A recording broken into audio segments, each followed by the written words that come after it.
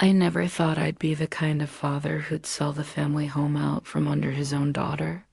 But then again, I never thought my daughter would look me in the eye and call me useless either. It happened on a Tuesday afternoon in March, I remember, because the dogwoods were just starting to bloom outside the kitchen window, those same trees my late wife Margaret planted 30 years ago when we first moved into this house.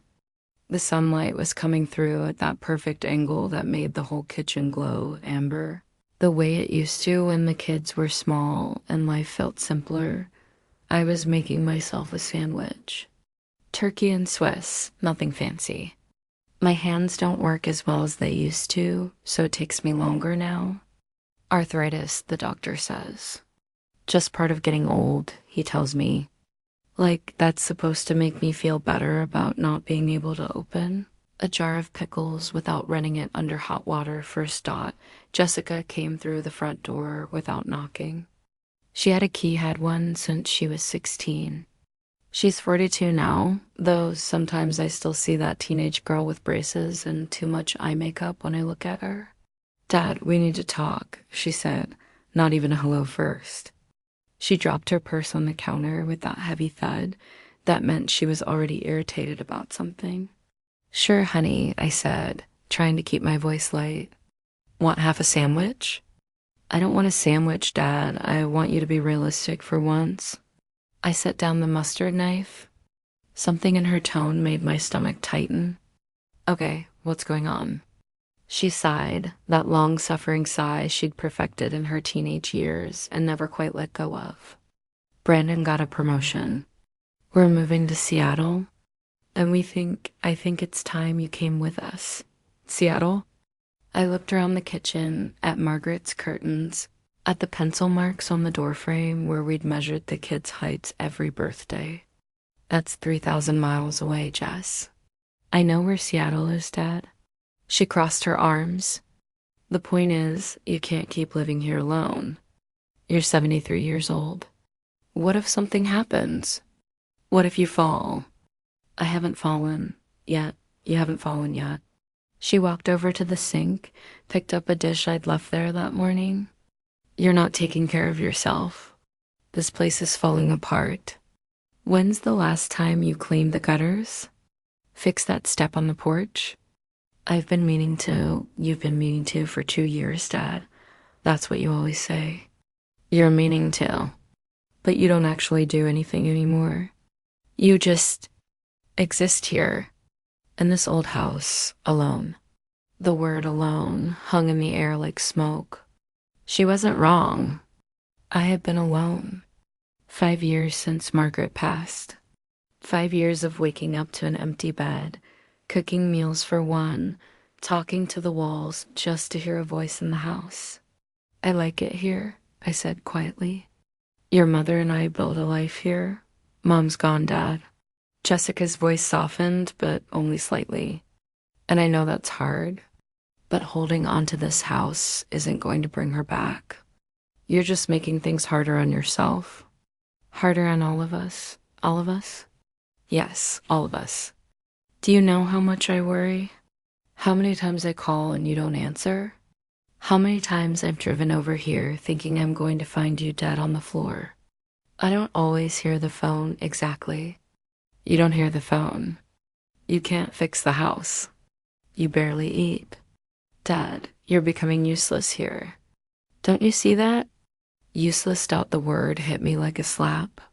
I felt my face get hot, my chest tight. I'm not useless, I said.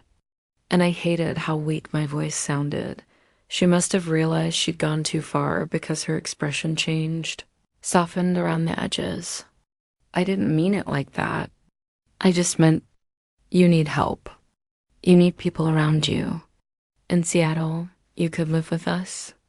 Brandon's going to make good money. We're looking at houses with in-law suites. You'd have your own space, but we'd be right there. Doesn't that sound better than us? She gestured around the kitchen, and I tried to see it through her eyes. The linoleum was cracked in places. The cabinets needed painting. There was a water stain on the ceiling from where the roof leaked last winter. When had everything gotten so old? When had I? I'll think about it, I said, which was what I always said when I didn't want to argue. Dad, I said, I'll think about it, Jessica. She stared at me for a long moment, then picked up her purse. Fine, think about it. But don't think too long. Brandon's promotion starts in 2 months. If you're coming, we need to plan. And if you're not, she paused at the door. If you're not, then I guess you're on your own. The door closed behind her, and I stood in my kitchen in the amber light with half a sandwich I didn't want anymore. That night, I couldn't sleep. I kept thinking about that word. Useless? Was I useless? I'd worked for 40 years as a mechanical engineer, designed parts for airplanes that flew people safely around the world. I'd raised 2 children, Jessica and her younger brother, Michael. I'd been a good husband to Margaret. At least I thought I had been, but what was I now?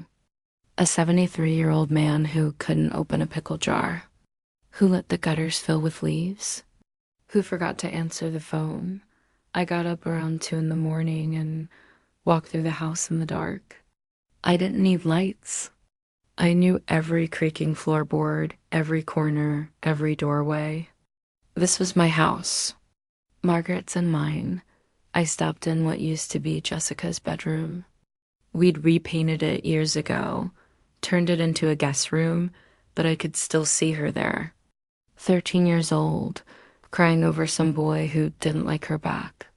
Me, sitting on the edge of her bed, completely out of my depth, trying to explain that boys were idiots at 13 and she was better off without him. You're my girl, I told her. You're going to do amazing things. And she had. College degree, good job in marketing, married a decent guy, had 2 kids of her own, my grandchildren, who I saw maybe 3 times a year. When had we drifted so far apart? I moved to Michael's old room next. Michael lived in Colorado now, rock climbing instructor. We talked maybe once a month, brief calls where he told me about his latest climb, and I pretended to understand what a 5.12 route meant. He'd always been the easy one. Never argued. Never demanded anything. Just quietly went his own way, and I'd let him. Maybe I'd let him go too easily. The last room I visited was the master bedroom. Our bedroom. I still slept on my side, the left side, even though there was no reason to anymore. Margaret's knitstand still had her reading glasses on it. Her bookmarks still held her place in a mystery novel she'd never finish. I'd been meaning to clear out her things. Been meaning to for 5 years. Maybe Jessica was right. Maybe I was just existing here, frozen in a past that didn't exist anymore. But God, I wasn't ready to let it go. The next few weeks were tense. Jessica called every other day, pushing the Seattle idea, sending me links to assisted living communities, in-law suite floor plans, articles about the dangers of elderly people living alone. Dad, did you see the article I sent about fall prevention? Dad, there's a really nice senior center near where we're moving. They have woodworking classes. Dad, we need to know. Are you coming or not? I didn't have an answer. The truth was, the idea of Seattle terrified me. Of being dependent on them, of being the old man in the in-law suite, waiting for someone to check on him, to bring him dinner, to make sure he hadn't died in his sleep, of being useless, but staying terrified me too. Because she wasn't wrong about the house. The roof needed replacing. The furnace made a sound like it was coughing up a lung. The back porch had soft spots in the wood that made me nervous every time I walked on it, and I was tired. God, I was so tired, Dot. It was Margaret's birthday, April 15th, when I made the decision. Not the decision Jessica wanted. A different one entirely. I drove to her grave that morning. Brought her favorite flowers, yellow roses. Sat on the damp grass next to her headstone and talked to her like I did every year. Hey, sweetheart. Happy birthday. 75 today. Can you believe it? I brushed some leaves off the stone. The kids are doing good. Michael's in Colorado, still climbing mountains and scaring me half to death. Jessica's moving to Seattle, wants me to come with them. The wind moved through the cemetery trees. A bird sang somewhere. She called me useless, Maggie. Our girl didn't mean to, probably. But she did. My voice cracked. And maybe she's right. I don't know anymore. I look in the mirror and I don't recognize myself. When did I get old? I sat there for a long time, listening to nothing, feeling the sun on my face. I miss you, I finally said. I miss you so damn much. But I think you'd tell me I'm being stubborn. You'd tell me the house is just a house. That memories live in here. I touched my chest, not in walls and floorboards. I closed my eyes, tried to imagine what she'd say. But here's the thing about being a widower. You can imagine their voice all you want, but it's never quite right. Never quite them. You're just talking to yourself, pretending someone's listening. When I got home, I made a phone call, not to Jessica, not to Michael Dot, to a real estate agent. Her name was Linda Chen. She'd sold houses in our neighborhood before. Had one of those faces on bus stop benches. I'd always thought those advertisements were tacky, but at least I knew she was local. Mr. Peterson? She said when I called, "How can I help you?" "I want to sell my house." There was a pause. "Oh, are you downsizing? Moving to be closer to family?" "Something like that." "Wonderful. I'd love to help you. When would you like me to come take a look?" "How about tomorrow?" She came the next day with her clipboard and measuring tape and digital camera. Walked through every room, making notes, nodding professionally. "It needs some work," she said carefully. "The kitchen is quite dated. And the roof, I know. But it's a great neighborhood. Good bones. We can definitely work with this. Are you planning to do any repairs before listing?" "No, I see. Well, we'll price accordingly. As is, sales always go for less, but there are buyers who like projects. That's fine." She looked at me over her glasses. "Mr. Peterson, can I ask, are you sure about this? Selling a home is a big decision, especially when you've lived in for how long?" 32 years. Exactly. That's a lifetime. Sometimes people list their homes in the heat of the moment and regret it later. I've seen it happen. I won't regret it. Okay, if you're certain. She pulled out a contract. "Let's talk about price." We listed the house at $485,000, less than it could have gone for with repairs, Linda said, but fair for the condition. She put up a sign in the front yard 3 days later. It felt like stabbing Margaret in the heart. I didn't tell Jessica. Didn't tell Michael either. I told myself I'd explain once it sold. Once I had a plan for what came next, the showing started almost immediately. Young couples, mostly. First-time buyers looking for something they could fix up. They walked through with their agents, making comments I tried not to hear. This kitchen would need to be completely gutted. "Is that mold on the ceiling?" "Honey, look at this vintage wallpaper. We could turn this into a really cool retro vibe." Vintage. Like my house was some kind of museum piece. After 2 weeks, we had an offer. $470,000, cash buyer. Investor, Linda said. Wanted to flip it. "It's below asking," Linda told me over the phone. "But cash offers mean no inspection contingency, no financing falling through. Quick close. 30 days. What do you think?" What did I think? I thought I was making a terrible mistake. I thought Margaret would never forgive me. I thought my daughter was right, I was useless, and this proved it. "Take it," I said. "Are you sure? We might get something better if we wait. Take it." She did. I signed the papers that afternoon.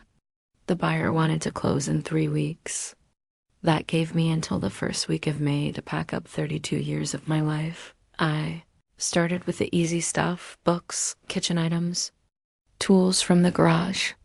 I worked slowly, a few boxes a day. My arthritis made everything harder.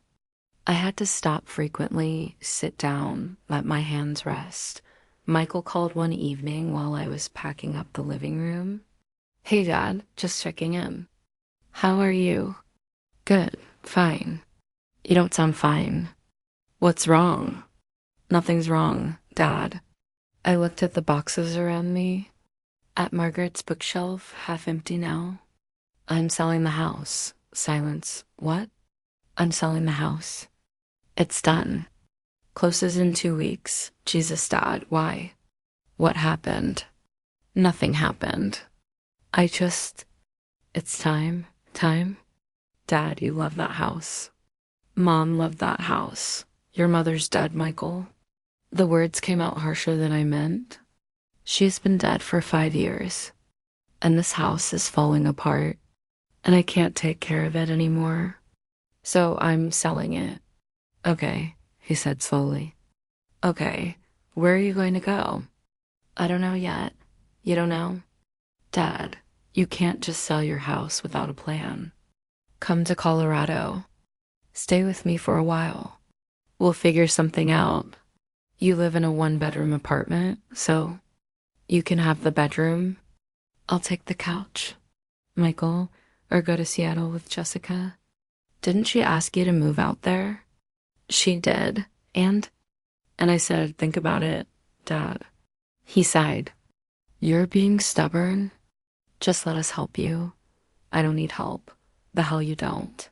You just sold your house without telling anyone. That's not the behavior of a man who's got his shit together. Watch your language." "Dad, I'm 38 years old.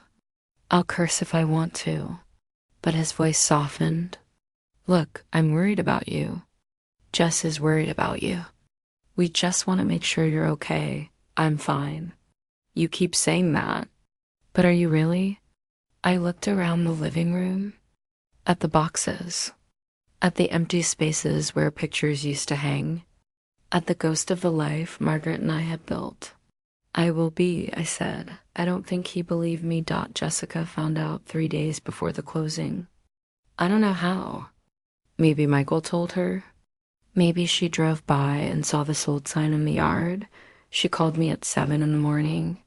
I was in the kitchen drinking coffee, surrounded by packed boxes. "You sold the house?" She didn't even say hello. "You sold the house and didn't tell me?" "Jessica, how could you do that?" "That's our family home, Dad. That's where we grew up. That's where Mom." Her voice broke. "You can't just sell it without telling us." "It's my house, Jessica. Mine and your mother's. And your mother's gone. So it's just mine. And I can do what I want with it. That's not fair. Fair?" I felt anger surge up, hot and sudden. "You know what's not fair? Being called useless in my own kitchen. Being told I'm a burden. Being told I need to move across the country because I'm too much trouble to deal with otherwise. I never said you were a burden. You said I was useless." "Same thing. I said you were becoming useless here, alone, in that house." "I didn't mean, I know what you meant." Silence on the line. I could hear her breathing. When she spoke again, her voice was cold. "So this is what? Revenge? You're selling the house to punish me?" "I'm selling the house because I'm tired, Jessica. I'm tired of trying to maintain it alone.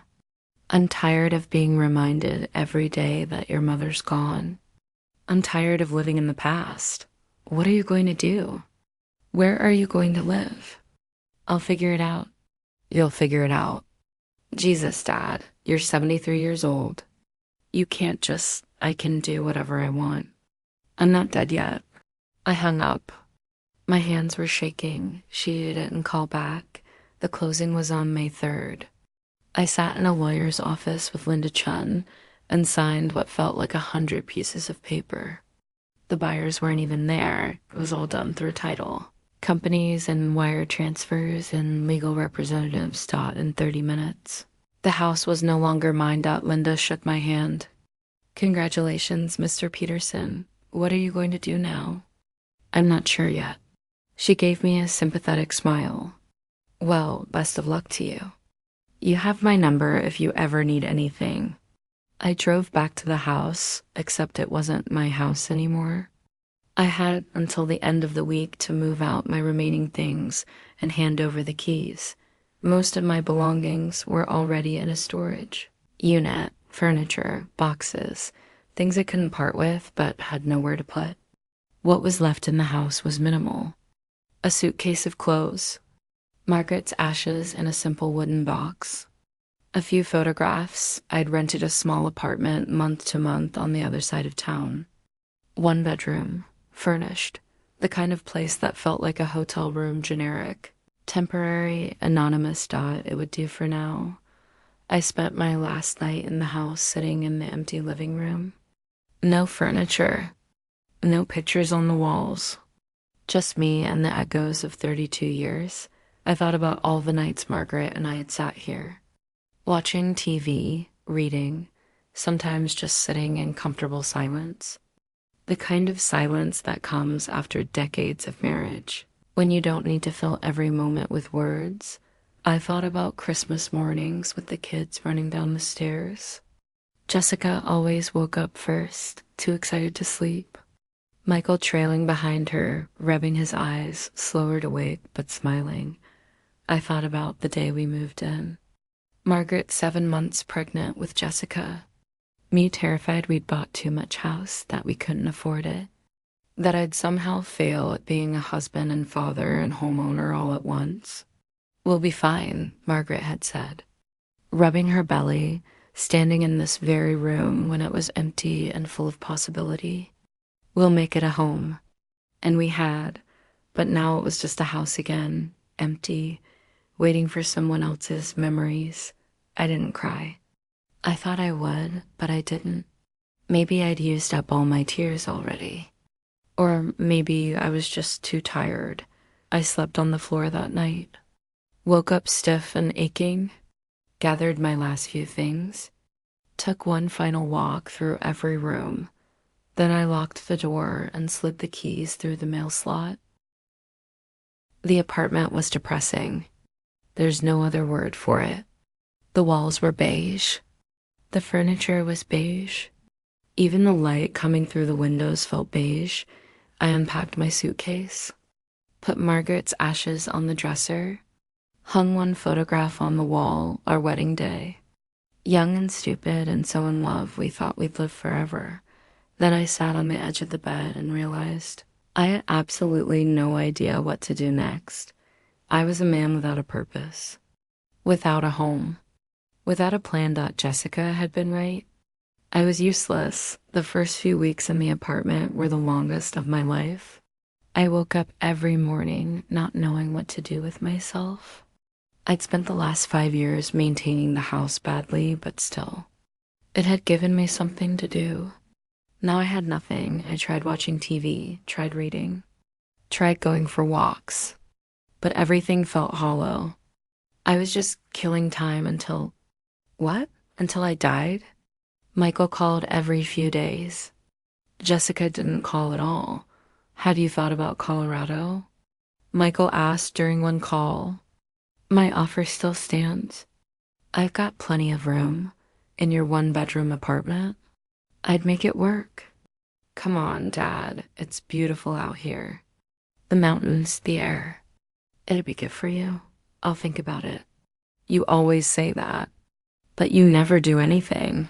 He wasn't wrong. It was mid-June when I finally spent some of the money from the house sale. Not on anything important, just ... Small things. New clothes that actually fit. A decent pair of walking shoes. A meal at a restaurant I'd always wanted to try but thought was too expensive. The restaurant was nice. White tablecloths. Wine list I didn't understand. I sat alone at a table for 2, very aware that I was the only solo diner, and ordered the special. The waiter was kind. Mid-20s, probably working his way through college. Didn't ask why I was eating alone. Brought me my food with a genuine smile. Anything else I can get you, sir? No, thank you. This is perfect. He hesitated. Forgive me for saying, but you look like you could use some company. Would you like me to chat for a minute? It's slow tonight. I was about to say no, say I was fine. But instead I said, sure. He pulled up a chair. I'm Marcus, you? Robert, Bob. Nice to meet you, Bob. What brings you here tonight? And I don't know why, maybe it was his kind eyes. Or maybe I was just desperate to talk to someone who wasn't my children, but I told him. All of it. The house, Margaret, Jessica calling me useless. Selling everything. The empty apartment. He listened without interrupting. When I finished, he was quiet for a moment. Can I tell you something? He finally said. My grandpa went through something similar after my grandma died. He lived in their house for a few years, but it got to be too much. My mom wanted him to move in with us. He refused. Said he wasn't going to be a burden. Smart man. Maybe, or maybe he was stubborn as hell. Marcus smiled. He ended up selling his place too. Used the money to buy an RV, one of those little ones. And he just drove all over the country. Saw things he'd always wanted to see. Met people, lived. How old was he? 76 when he bought it. Drove it until he was 83. Then he got sick and he moved in with us after all. But those 7 years? Marcus shook his head.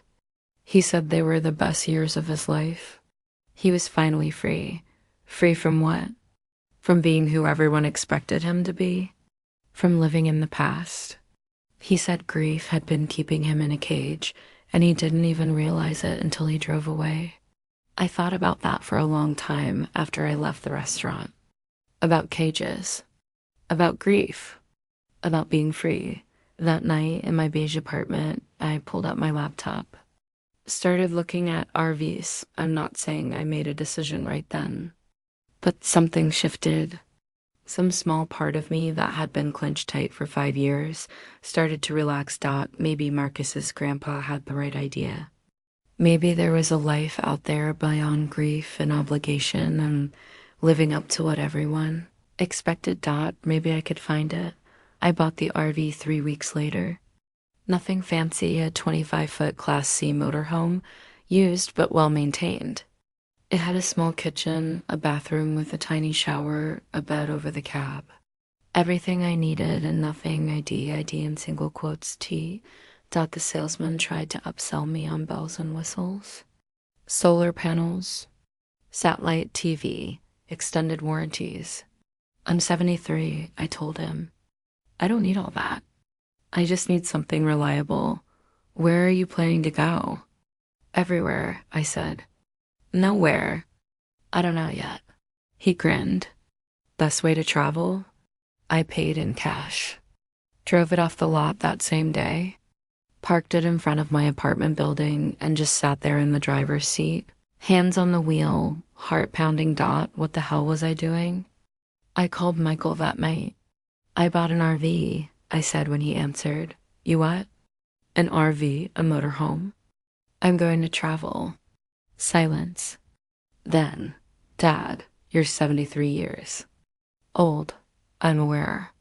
And you're going to drive around the country, alone, in an RV. That's the plan. That's the worst plan I've ever heard. But he was laughing. Dad, that's insane. That's kind of amazing. Where are you going to go? I don't know yet. I thought maybe I'd start by driving out to Colorado. Visit you. Then head west from there. Really? He sounded genuinely happy. That would be great.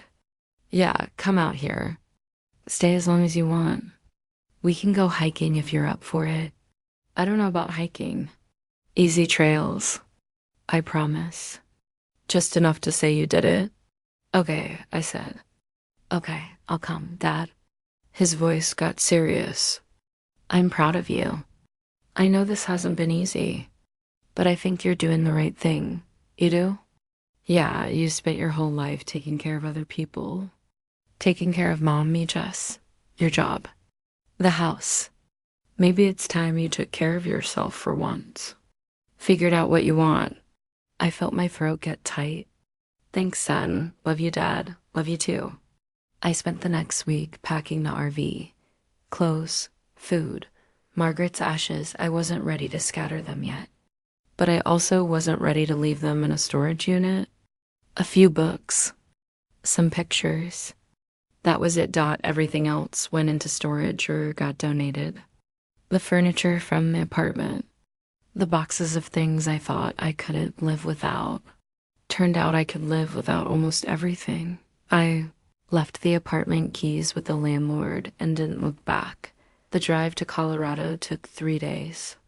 I could have done it in 2, but I went slow. Stopped at random places. Small towns I never heard of. Roadside diners. State parks. I ate breakfast in Kansas watching the sunrise over wheat fields. Had lunch in Nebraska at a diner where the waitress called everyone honey and the pie was homemade.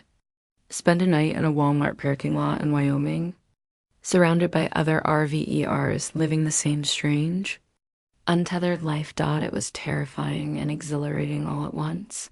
Michael met me at a campground outside Boulder. Helped me set up. Made sure I knew how to work all the RV systems. This is actually pretty nice, he said, looking around the interior. Cozy. It's small.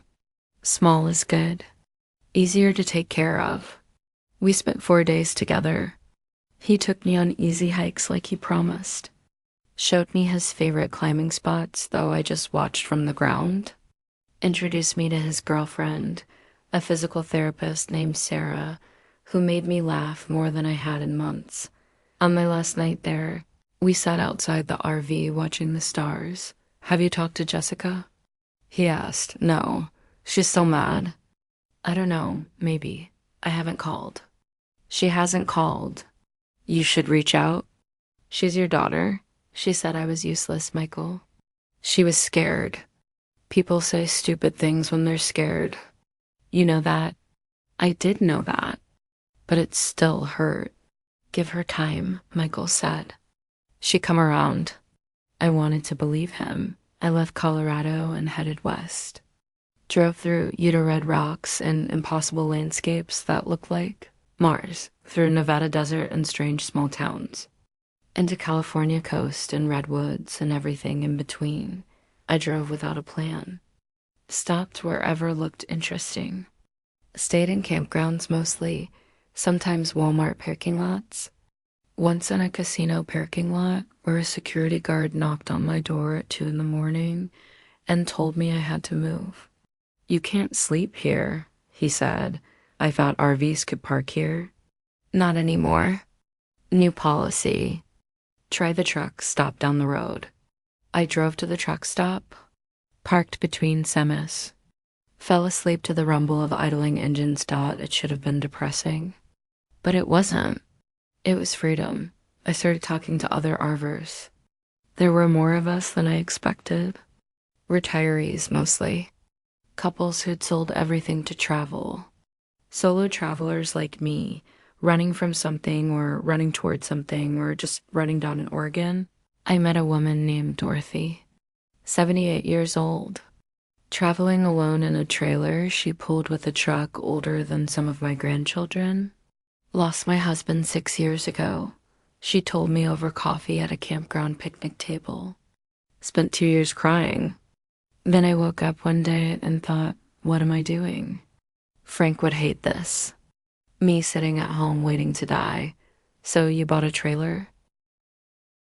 Bought a trailer. Learned to tow.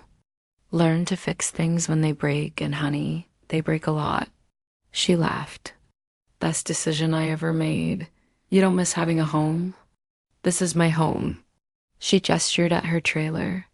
Home's not a place. It's a feeling.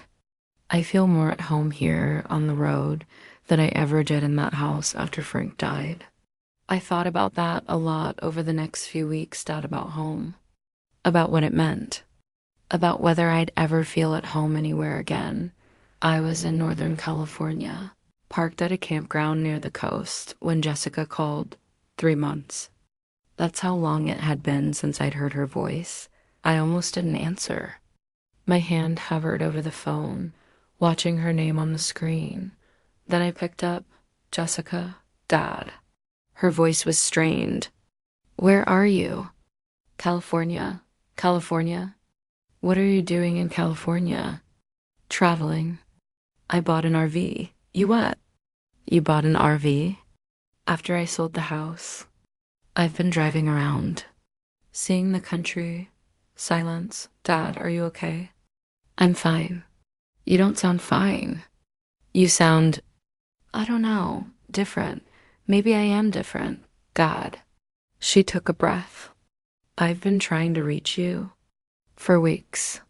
You haven't been answering your phone. I've been out of range sometimes. Campgrounds don't always have good cell service. You could have called. You could have called sooner. That stopped her. When she spoke again, her voice was small. I'm sorry. About what I said. About calling you useless. I didn't mean it. Not the way it came out. Okay. That's all you're going to say? What do you want me to say, Jessica? That it didn't hurt? It did, but I understand. You were frustrated. I get it. I was worried about you, Dad. I still am. You're out there alone? What if something happens? What if you get sick? What if then I get sick? Then something happens. Jessica, I'm 73 years old. Something's going to happen eventually, no matter where I am.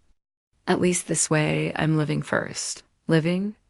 You call driving around in an RV living? More than I was living in that house? Or in that apartment?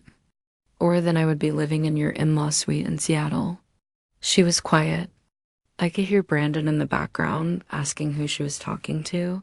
Did you make it to Seattle? I asked. Yeah, we've been here for 2 months now.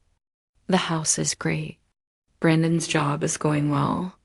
The kids are adjusting. That's good. The in-law suite is still available. If you change your mind, I won't. Dad, Jessica, I love you. But I'm not coming to Seattle. I'm not living in your in-law suite. I'm not becoming the old man you have to take care of. I'm fine. I'm good. I'm better than I've been in years, actually. How can you be better living in an RV? Because I'm free. Because I'm not surrounded by memories of your mother every single day. Because I wake up somewhere new and I have to figure out what to do with myself. Because I'm not just waiting to die anymore. My voice cracked on that last part. I hadn't meant to be so honest. Oh, Dad. She was crying now. I could hear it. I didn't know you felt like that. Like you were just waiting to die. I didn't either. Not until I left. We sat there on the phone, 3,000 miles apart, both of us crying. I miss you, she finally said. I miss Mom. I miss the house. I miss when things were normal. Me too, honey. But normal's gone. Has been for a while. We have to find a new normal now. I don't know how. Neither do I, but I'm trying. She sniffled. Will you at least stay in touch? Let me know where you are. So I don't worry. I'll try. I promise. Okay. A pause. I love you, Dad. I love you too, sweetheart. After we hung up, I sat outside the RV watching the ocean. The sun was setting, painting everything gold and pink and purple.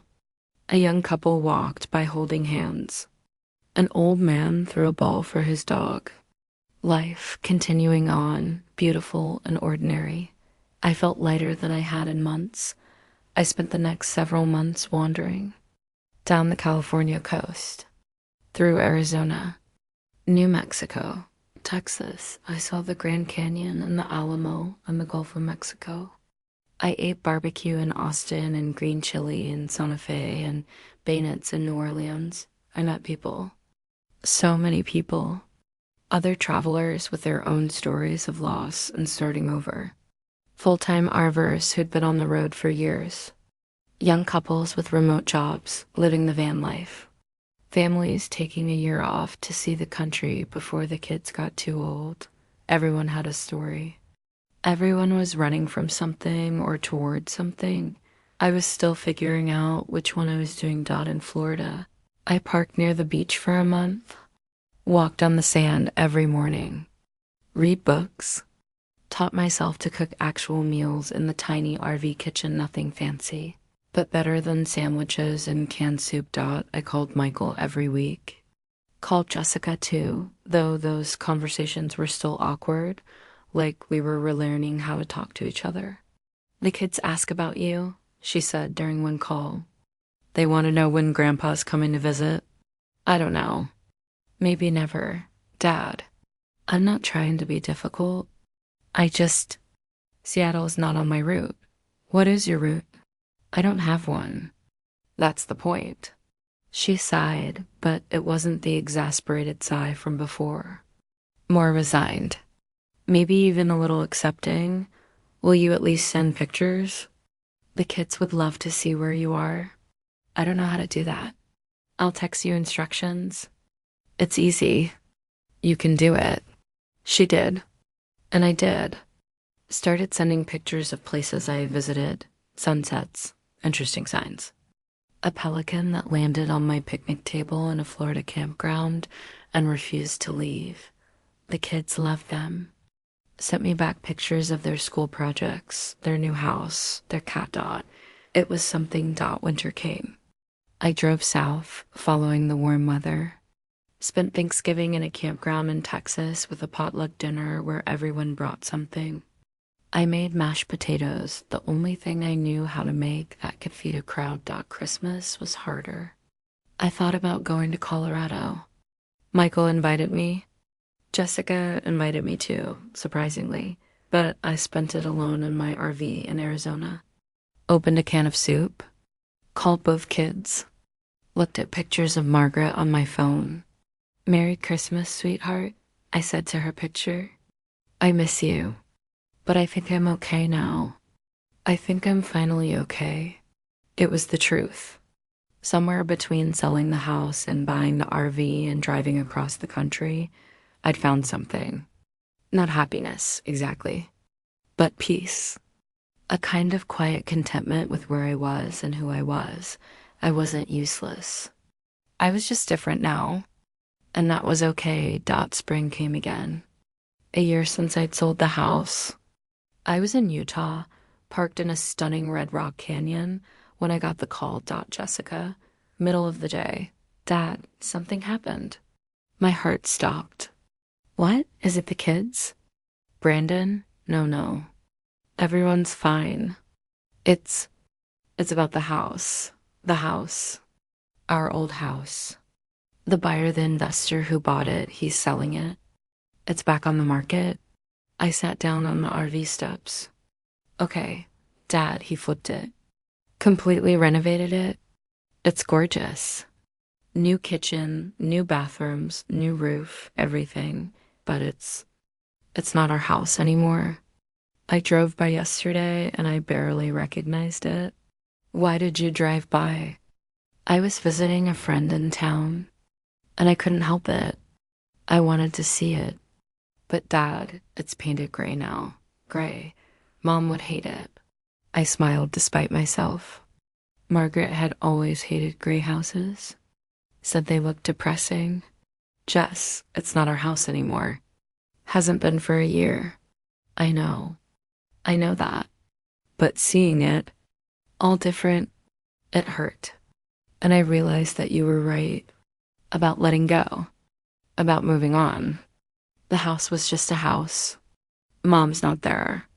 She's here. Her voice broke. She's in the way I make coffee the same way she did. The way I hum when I cook like she used to. The way I tell the kids stories about her. That's where she is. Not in a building. Yeah, I said quietly. That's exactly right. I'm sorry, Dad, for making you feel like you had to choose between the house and us. For not understanding. For everything. You don't have to apologize. Yes, I do.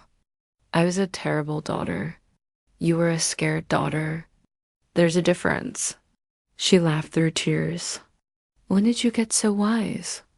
I've always been wise. You just weren't listening. Will you come visit, please? I want you to meet my friend Laura. She lost her dad last year. I think you'd like her. And the kids really miss you. And I miss you. I miss you too, honey. And yeah, I'll come visit soon. Promise? Promise. I made it to Seattle in May, pulled the RV up to Jessica's house, and she came running out like she was 12 years old again. You're here. You're really here. I'm here. She hugged me hard. Looked older than I remembered. Tired in that way parents of young children always look. But happy. Come in. Meet everyone. Are you hungry? Do you need anything? How was the drive? The drive was fine. And I'm always hungry.